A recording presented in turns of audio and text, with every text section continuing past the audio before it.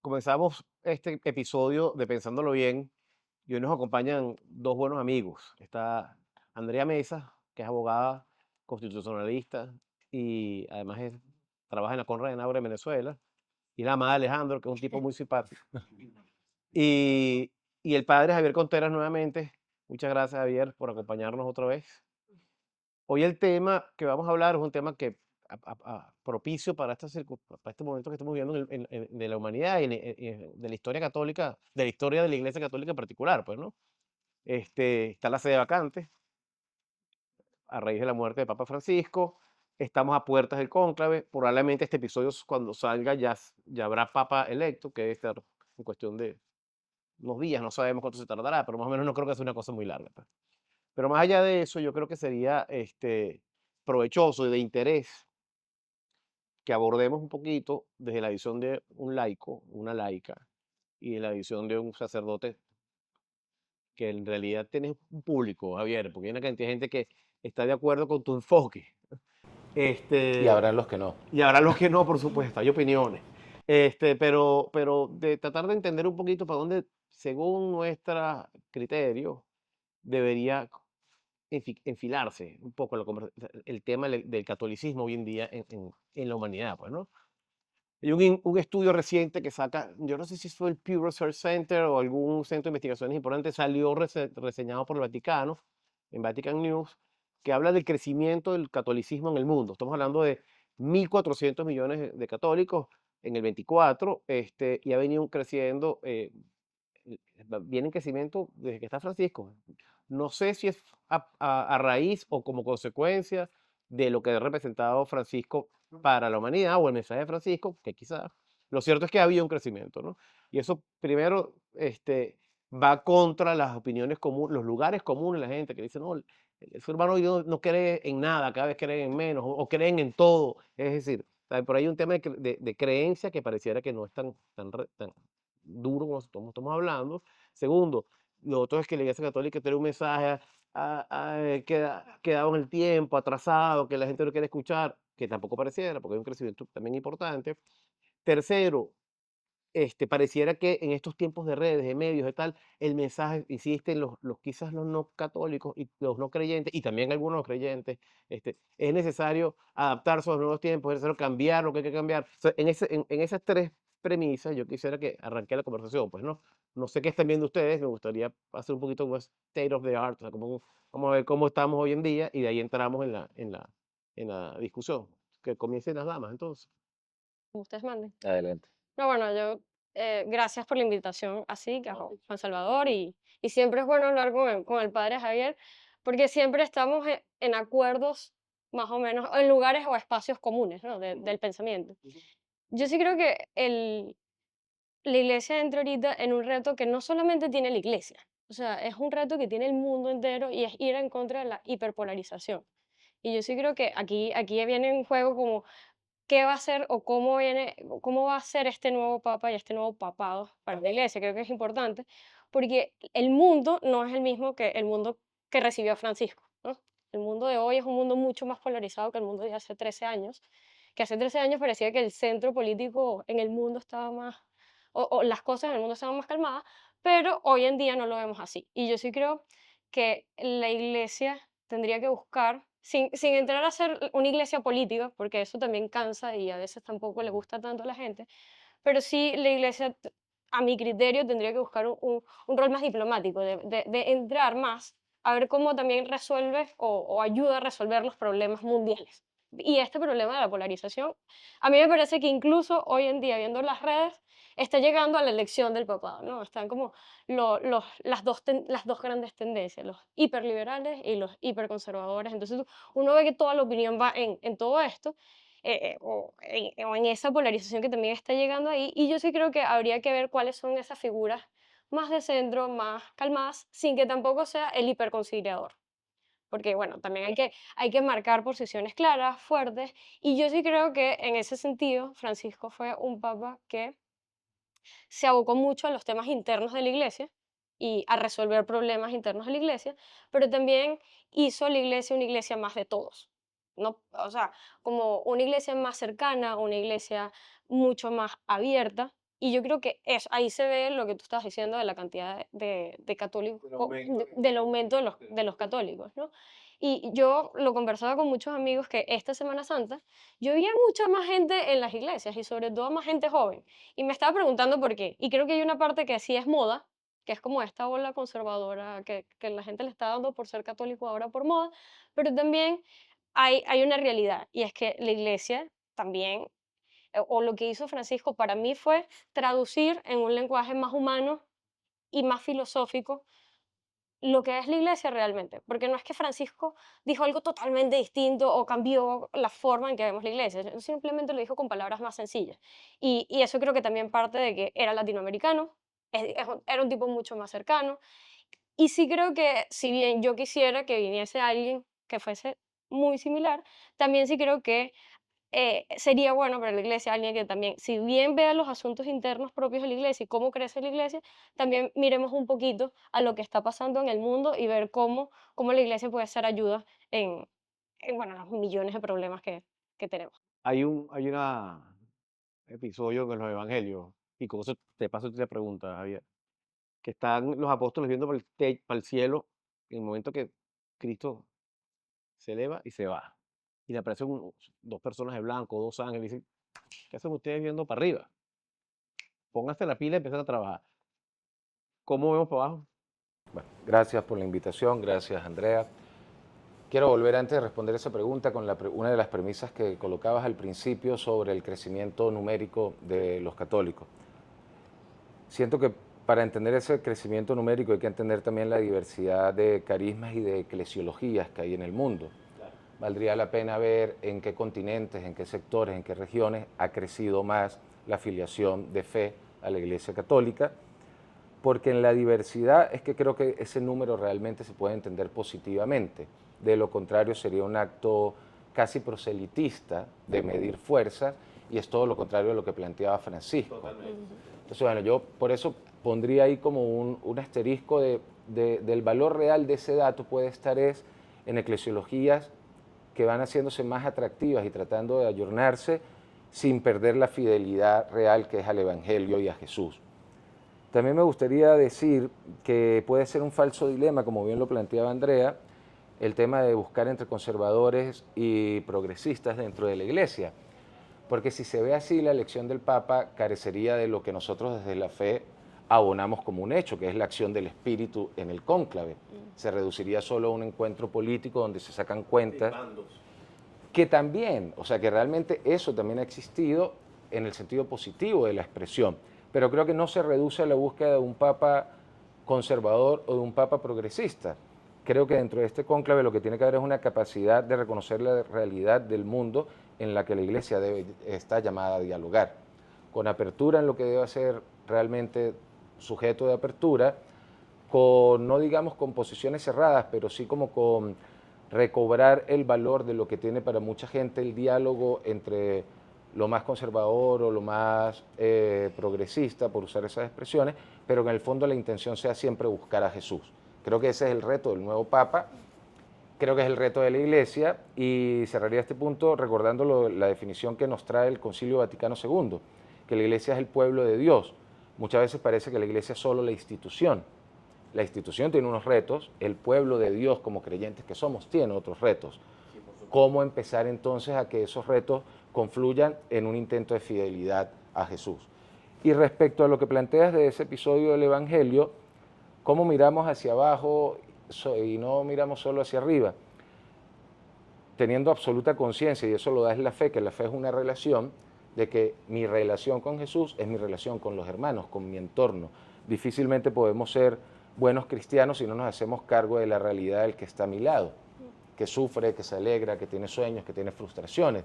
Creo que aprender a mirar hacia arriba y hacia abajo es también el llamado que tiene el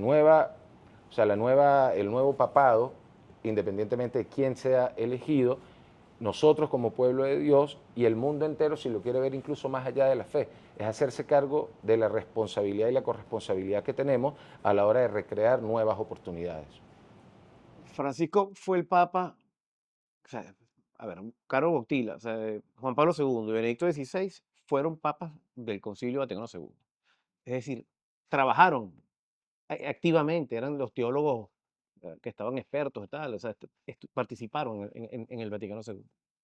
Bergoglio no, primero era más muchacho pues, en ese momento. Y segundo, podríamos decir que es el primer papa posconciliar, verdaderamente hablando, pues, ¿no? Aunque hay, por ejemplo, Rafael Luciani, el teólogo venezolano, dice que no, que el primer papa posconciliar va a ser el que venga nuevamente. Es decir, ¿cuál es ese llamado del Vaticano II que tú dices que debería retomarse? O sea, es decir, Fratelli Tutti, por ejemplo, que plantea un mensaje espectacular de hermandad y de fraternidad y tal. O sea, va por esa línea. ¿Por dónde crees tú que debería? O sea, cuando tú hablas del Vaticano II y el post-Vaticano II, ¿dónde lo aterrizarías? Fratelli Tutti puede ser un gran ejemplo. De hecho, cito un numeral, no recuerdo con exactitud cuál es, pero la expresión de Francisco era: solos solemos ver espejismos. Y era un llamado a la iglesia, insisto, como pueblo de Dios, no solo a la iglesia institución, a la necesidad de reencontrarnos en torno al mensaje de Jesús, que eso es lo que yo siento que más rescatable es hoy, más de 50 años después del Concilio Vaticano II. ¿En qué horizonte nos ponía el Concilio Vaticano II como iglesia? Una iglesia que fuera capaz de dialogar con la realidad, de dialogar desde una óptica de fe, de abrirse a reconocer el valor de las eclesiologías locales, que eso también fue un gran avance del Vaticano II, y que no se ha cumplido como muchos esperarían probablemente. Pero bueno, yo creo que es una gracia de Dios que siempre nos podamos estar rehaciendo, tanto como iglesia como seres humanos. Hay una guía. Bueno, ¿cómo vamos readaptando esa guía a lo que hoy nos pide el mundo desde una mirada de fe? Yo siento que no es solo tener anclas históricas, sino aprender a reinterpretar lo que esa ancla histórica en un momento determinado significó y cómo lo resignifico hoy desde mi vivencia de fe. Y Andrea, el papel de un laico, y además un laico mujer. O sea, Francisco también, el papa anterior, hizo especial énfasis en el laico y en el laico mujer, ¿no? ¿Cómo lo ves tú? ¿Cuál sería el llamado para la mujer hoy en día en la Iglesia Católica? Yo sí creo que eso fue sin duda uno de los avances más importantes que hizo el Papa Francisco dentro de la Iglesia, o sea, la reforma de la curia, por decirlo así, o sea, la participación también de las mujeres en el sínodo, o sea, sí dio un espacio a una realidad que es que la mujer existe y la mujer está. Claro, sin tampoco caer en lo que yo llamo el otro extremo de la mujer tiene que ocupar todos los mismos cargos que los hombres dentro de la Iglesia, no. Hay unas razones por las cuales unos ocupan unos cargos y otros ocupan otros. Y sí creo que se le ha dado la relevancia y la importancia del rol de la mujer dentro de la iglesia y fuera de la iglesia también. O sea, se miró a la mujer como parte de la institución y cómo esa sensibilidad de la mujer también ayuda al crecimiento de la institución y a una mejor organización de la institución. ¿Cuál es el rol yo sí lo veo así, cuál es el rol de una mujer que es laica, que además, o sea, en mi caso, que además participa en política, que está metida ahí y que, como decía el padre, mira de vez en cuando a los lados para ver no solo lo que le pasa a uno, sino a los demás? Mire, yo creo que nuestro rol es, uno, hacer seguir creciendo la iglesia y hacerla crecer desde lo cotidiano y desde la normalidad, ¿no? Yo siempre me peleo con la gente que dice, mira, no todo lo religioso es cuadrado, ni difícil, ni está encerrado en la misa, ¿no? O sea, eso no es lo religioso ni lo cristiano. Lo cristiano realmente es que, bueno, tú te pares todos los días, tengas una relación con Dios importante y que, bueno, que sí lo veas, o sea, que sí también cumplas los preceptos que existen pues, por parte de la iglesia, pero que los veas de otra manera. Yo sí creo que nos toca a los laicos traducir aún más el lenguaje de lo religioso a una cosa cercana. A mí me pasa con mis amigos que es como, ¿por qué vas los domingos a misa? ¿Y por qué es un pecado si no vas los domingos a misa? Como si fuese una restricción o un castigo, que si yo no voy a misa, Dios... Yo le digo, mira, si yo tengo un amigo, si yo tengo un mejor amigo, y ese mejor amigo no lo veo todas las semanas o no le dedico tiempo, ¿para qué es mi amigo? O sea, la amistad es eso. Y también lo pongo así, ¿cuál es el día que normalmente uno va donde los abuelos o donde los papás o la familia se reúne? Bueno, es los domingos. O sea, para mí los domingos son eso. Yo voy a la iglesia porque a mí me gusta reunirme con mi amigo, a mí me gusta entrar en el tono, en el tono familiar de la iglesia, y creo que si lo viéramos más personas así, bueno, quizás habría más gente yendo a la iglesia los domingos.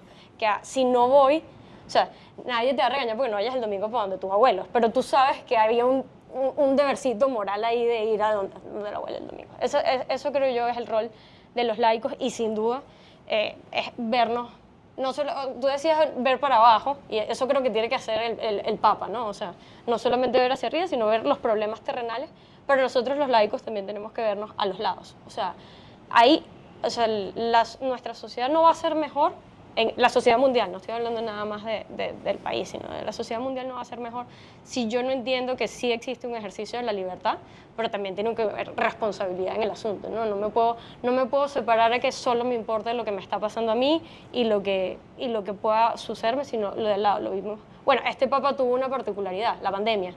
O sea, Francisco vivió uno de los momentos más difíciles del mundo en el último siglo, ¿no? Y para mí, yo sí creo que dio la oportunidad, no solamente para los católicos, sino para el mundo entero, de ver que nos necesitamos los unos a los otros. O sea, durante la pandemia, lo que dejó la pandemia fue justamente que no podemos estar apartados y no podemos estar encerrados. Y yo sí creo que eso es parte también de los retos de ahora, de que la iglesia no solamente avance en el pensamiento, porque tiene que avanzar y adaptarse, porque si no va a morir. Eso es mentira, eso no va a pasar, porque la fe no va a morir porque no se adapte a la situación. Tú sabes que ahorita que dice la pandemia, sí, y Francisco fue el Papa de la pandemia, obviamente, estaba ahí, la imagen aquella de San Pedro, sola, ok. Pero yo pensaba que la humanidad ya cambia más. O sea, yo no sé. Para mejor, o sea, yo no sé si aprendimos mucho. O sea, salimos de eso, está Ucrania, la cosa, la pelea igualito. No sé cómo lo ves tú, Javier, y cómo ves tú el rol del laico, porque la pregunta que le hice a Andrea vale contigo, y la pregunta que te voy a hacer a ti más adelante del rol del cura, también se lo hace a ella. O sea, cómo nos estamos viendo de los dos lados, pues, ¿no? Creo que no aprendimos tanto como pudimos Sí, luego de la pandemia. Creo que en ocasiones sacó lo mejor de nosotros como humanidad en cuanto a gestos muy profundos de solidaridad, de entrega, tal vez toda la abnegación de los médicos, el personal de salud en ese momento era impactantemente positivo para mí. Luego con el tiempo también vimos lo peor que pudo haber sacado la pandemia, gente que se lucró en torno a medicamentos, vacunas, afines, gente que seguía en una postura negacionista, diciendo que no, que era todo una conspiración, que el COVID no existía. O sea, sacó lo mejor de nosotros en un momento, sacó lo peor, y al hacer el balance creo que lamentablemente no fue de tal aprendizaje como el que pudo haber sido. Pero bueno, estamos llamados a seguir adelante aprendiendo de no haber aprendido en ese momento. Respecto al rol de los laicos, yo siento que parte fundamental de los laicos es sentirse realmente dueños de la iglesia como lo son, al igual que nosotros como religiosos, porque la iglesia es de todos. Sentirse positivamente llamados, y siento que uno cuando se siente llamado, tú sabes la imagen de un amigo que me gustaba mucho, de la amistad. Si yo me siento en confianza, voy a actuar con mayor libertad, y si actúo con mayor libertad, seguramente va a dar más frutos todo lo que haga. Creo que el laico está invitado a eso. Yo soy muy optimista con el tema de cómo se ha ido incorporando una nueva generación de laicos, y cuando digo generación no hablo solo de lo etario, porque pueden ser personas ya mayores que probablemente no no... señales. No para Las personas de la tercera edad dicen ya también, que probablemente por una u otra razón no habían estado nunca tan ligados a la iglesia y se sintieron llamados por un estilo del papado como el de Francisco. Entonces yo creo que en eso soy optimista, y si en algo podría como poner el foco de atención para estar pendiente, es que tampoco, que no ayuda a veces que los laicos sean repetidores de los modelos, se me fue la palabra, clericales. El clericalismo que tanto daño le ha hecho a la iglesia no es solo, lamentablemente, una conducta que viene del seno de los religiosos o sacerdotes seculares, sino que a veces el clericalismo tiene un eco mayor aún en los laicos que termina repitiendo modos. Entonces yo creo que ahí está también el laico llamado a fortalecer la llamada sinodalidad y desde esa sinodalidad generar un tipo de encuentro distinto en la iglesia. ¿Y el papel del sacerdote? Acompañar. Yo creo que estamos llamados más que todo a acompañar desde una óptica de fe. No somos los administradores de esa fe, ni mucho menos. Somos en todo caso los administradores por el orden sagrado que hemos recibido de lo sacramental. Pero ¿cómo hacer que nosotros entendamos que lo sacramental no son hechos aislados? Forman parte de esta relación de fe, de amistad con Jesús, y nosotros creo que estamos llamados a acompañar. Y estamos llamados a acompañar no solo en lo litúrgico, no solo en lo sacramental, en la vida del día a día. Hablo al menos desde lo que es la compañía de Jesús. Nosotros por suerte tenemos formaciones muy diversas que van desde el ámbito educativo al ámbito de las ciencias políticas, al ámbito de la administración, de la gerencia, y no somos profesionales porque queremos ser mejores que el resto. Somos altamente profesionalizados porque sentimos que así podemos acompañar mejor a la gente desde nuestra fe y que la gente sienta confianza. Creo que ese es el gran reto hoy de la institución eclesial, cómo generar confianza real con los laicos. Andrea, ¿qué esperas del sacerdocio, de los sacerdotes, perdón? Yo diría que sean escucha. O sea, yo siento que muchas veces los padres hablan y dicen cómo se tienen que hacer las cosas, y a veces también es como sentarse a escuchar lo que viene a decir la persona. O sea, cuando eres más abierto a escuchar, quizás puedas entender por qué esa persona actuó o no actuó de X manera. Y en mi criterio sí ver cómo o sea, para mí, Dios es amor. Y cuando uno va para donde un cura, uno no está buscando a un psicólogo. Eso es algo que yo siempre digo, eso está mal. Tú no vas buscando un psicólogo porque el psicólogo te va a dar herramientas para tú trabajar en X tema. O sea, lo que debería hacer el padre es transmitirte el amor de Jesús para que tú resuelvas tu problema con el amor que Dios te tiene que dar. Y muchas veces esa falta de escucha a la persona que llega y esa respuesta automática, que yo creo que es como que, bueno, no, en X tema los curas opinamos de esta forma, punto. Y es como que la respuesta automática es, no, tienes que hacer esto, reza 3 Ave María, 2 Padres Nuestros y ya. O sea, y es como que, bro, yo vine buscando cariño, amor, o sea, ese abrazo, creo que yo lo diría así, o sea, lo que deberían o lo que yo quisiera que hicieran más, lo que espero de los padres es eso, más abrazo, entender una sociedad que la verdad ha cambiado muchísimo y que yo siempre digo no solamente son los temas morales, y lo pongo así morales entre comillas porque no me gusta llamarlos así, no son solamente temas demasiado conflictivos, somos seres humanos y esos temas morales hay que verlos con la óptica desde la humanidad y desde que cada persona toma las decisiones que toma por una razón en específico. Entonces, ese abrazo, ese acompañamiento, esa escucha, creo que sería lo que yo espero de los padres. No, me gustaría sumar ahí a lo que está diciendo Andrea, con lo que coincido. Si en algo se caracterizó el Papa Francisco fue en rescatar la imagen de la misericordia de Dios. De hecho, para muchos es el Papa de la misericordia, digamos. Y ciertamente que la misericordia es una gracia que yo creo que nosotros como miembros del orden presbiteral deberíamos pedir para relacionarnos no solo con la realidad de la gente que se acerca para que lo escuchemos, sino con nuestra propia historia. Creo que muchas veces si algo está llamado a ser el cura, el padre, es a mirarse con ternura también a él mismo, a su propia historia, con sus propios dolores, debilidades, con sus fortalezas y con sus cosas positivas. Creo que solo mirándonos con más ternura podremos transmitir esa ternura a quien necesita a la hora de acercarse a nosotros, que es un trabajo que se hace día a día y que no es algo que se decreta. Así como los cambios que se van dando en la iglesia no son por decreto, se tienen que ir elaborando día a día y además los procesos son largos. Y solo un proceso largo garantiza que sea permanente en el tiempo el resultado que allí se obtenga. Creo que en esa relación laico-religioso, laico-padre-cura, como lo quieran llamar, también tiene que privar lo procesual y que ojalá sea un proceso que esté vinculado por la confianza, la ternura y la misericordia del encuentro al final son entre personas. Hablando de escuchas, vamos a hacer un par de preguntas en la gente. No sé si... eh, sí, adelante. Sí, yo Pero sí hay que agarrar el microfonito quisiera, Ya, pero tienes que agarrar el micrófono para que...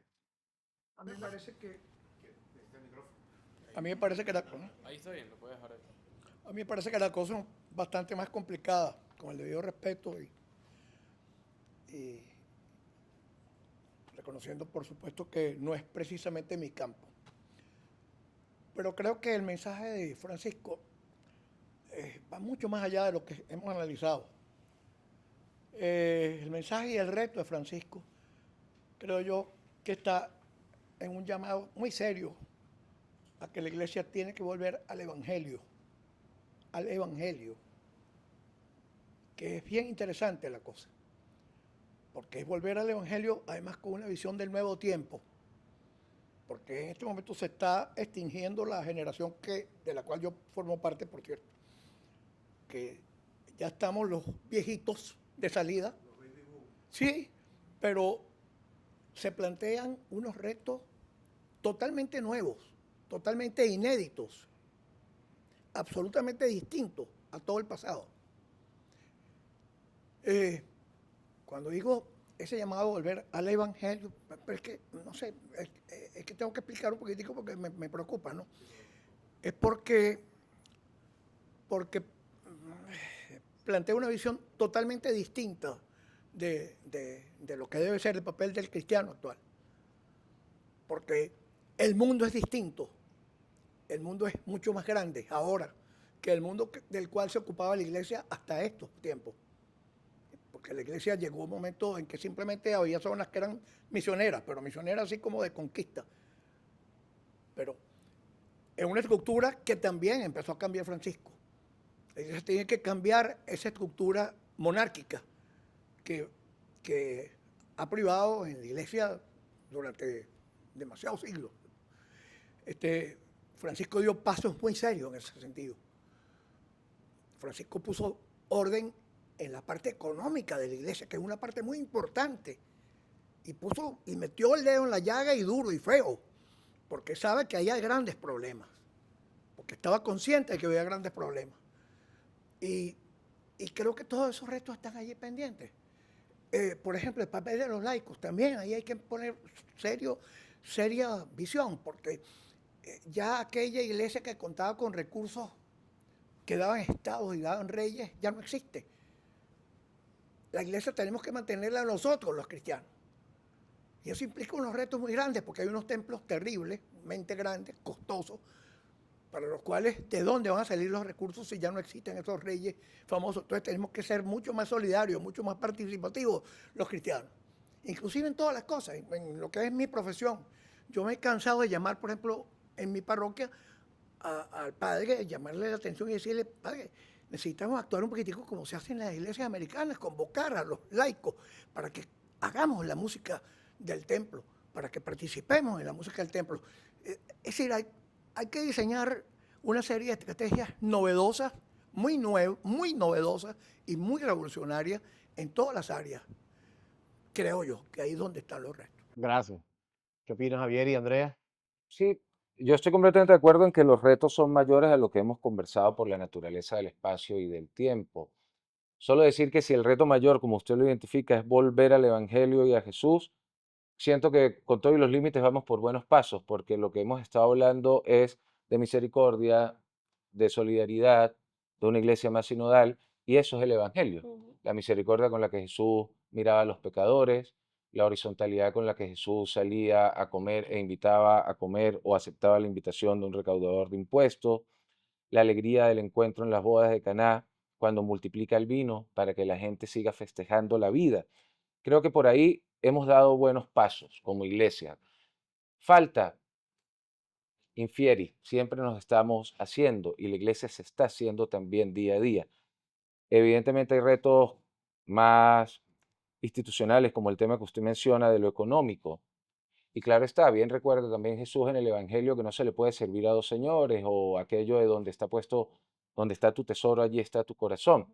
Creo que el Papa Francisco nos recordó, eso no es la novedad de Francisco, es la novedad permanente del Evangelio, nos recordó que debemos poner el corazón no precisamente en el dinero, al cual tampoco demoniza, sino sencillamente dónde ponemos nosotros el corazón.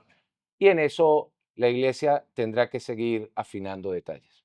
Y no, yo sí creo que dentro de los retos, que no lo hablamos mucho en el transcurso de la conversación, pero que sí están y que vamos por buenos pasos, es también ver lo que usted decía el mundo no es el mismo y la casa, o sea, digamos, nuestra casa ahora es más grande, el mundo se expandió y no es la iglesia, o sea, primero que ya la iglesia no es la única iglesia ni una de las 4 iglesias, no, hay un montón de de iglesias en el mundo, pero también a mí hay algo que del Papa Francisco que siempre lo resalto y digo, él miró un tema que es muy importante y se está haciendo cada vez más importante, que es el tema del medio ambiente y ver el mundo, o sea, el mundo, digo, el mundo natural, no solamente con los ojos de es la casa que yo habito, que eso es importante, sino también de verlo como si nosotros creemos que somos, o sea, si creemos y en efecto somos los seres vivos con mayor grado de perfeccionamiento, o sea, porque yo no estoy mirando para atrás a los que no se pueden, a los que no son perfectibles, a los que no se pueden perfeccionar. O sea, las piedras, las matas, los animales no se pueden perfeccionar por sí mismos.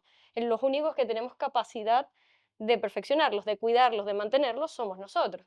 Entonces, mirar este tipo de temas con esos ojos y con misericordia y, y viendo que si no cuidamos nuestra casa se va a dañar y se va a romper y lo estamos viendo. O sea, son temas que si bien no se le saca punta, yo lo digo así, o sea, para mí esa encíclica es Laudato Si, ¿no? Sí. Exacto. Es como que no le sacamos punta a esas cosas y no decimos, mira, sí nos estamos preocupando por esto y sí le interesa a la iglesia estos temas, y no por un tema de progresismo o no progresismo, ni por ir en contra de las grandes empresas, no se trata de eso, sino de ver lo que está pasando a nuestro alrededor con ojos de humanidad, porque al final la iglesia, curas, no curas, laicos, no laicos, todos somos humanos. Y eso, aunque sí hay, y es importante resaltar, y esto solo para yo cerrar un punto importante que lo decía usted, no podemos ver la elección del Papa como si fuese la elección de cualquier país o de un Estado normal, porque lo decía una amiga estos días, bueno, pero si hay tanto de lo ¿cómo decía? De lo de la espiritualidad en la elección, ¿por qué toda esta macolla y esta cosa detrás de la elección del Papa? Yo le digo, bueno, porque sí hay una parte política de la elección. O sea, negar la parte política sería bastante estúpido, ¿no? Pero no es la única parte. O sea, el discernimiento viene antes de la elección y así como, bueno, como uno se sienta a pensar antes de decidir por quién va a votar como presidente de su país, bueno, yo me imagino que cada cardenal está hoy hincado pidiéndole a Dios del discernimiento de por quién va a votar. Y sea lo que sea, yo siempre digo, Dios ya vio el final de la película, pero no vio lo que pasó en los otros 89 minutos de película. Entonces, lo que estamos viviendo ahorita y la toma de decisiones de cada uno de esos cardinales son esos 89 minutos. Quizás ya Dios vio a quién le están poniendo el, a quién le están dando el poder. Brevemente, para el tema ambiental que tocaba Andrea, que ciertamente es uno de los grandes avances del Papa, creo que ahí hay una mirada que es mucho más amplia, no solo el medio ambiente y todo el valor en sí que tiene, sino es una declaración política del Papa llamar al cuidado del medio ambiente. Porque cuando él habla de cuidar el medio ambiente y de la casa común, expuso, tal vez como nunca antes se había hecho desde la Iglesia, la desigualdad y la injusticia que hay en la explotación de los recursos. Y al haber una desigualdad e injusticia en la explotación de los recursos, se multiplican las afectaciones. Y esas afectaciones siempre van dirigidas a los países más pobres, a los sectores más vulnerables, que terminan perdiendo todos sus recursos, que terminan viviendo en ambientes contaminados solo para obtener migajas de los grandes contaminadores que son los grandes poderes económicos, sin temas ideológicos, pero la verdad creo que si nos quedamos solo con la lectura casi ecologista y no vemos el trasfondo de lo que tiene todo el llamado de Francisco al cuidado de la casa común, nos estaremos perdiendo una riqueza profundamente de evangelio, profundamente de Dios, pero profundamente política en el mejor de los sentidos. Tiene que haber una justicia mayor a la hora de pensar la explotación de los recursos naturales. Bueno, y ahora sí terminamos. Yo creo que cuando salga este episodio, comenzamos al inicio, ya habrá papa Muy nuevo, probablemente. probablemente, esperemos que sí. Y yo creo que cada tiempo tiene su papa. Veremos cuáles son esos tiempos y cuál es ese papa que viene nuevamente. Muchas gracias, Javier, Andrea, y nos vemos en el próximo episodio. Gracias.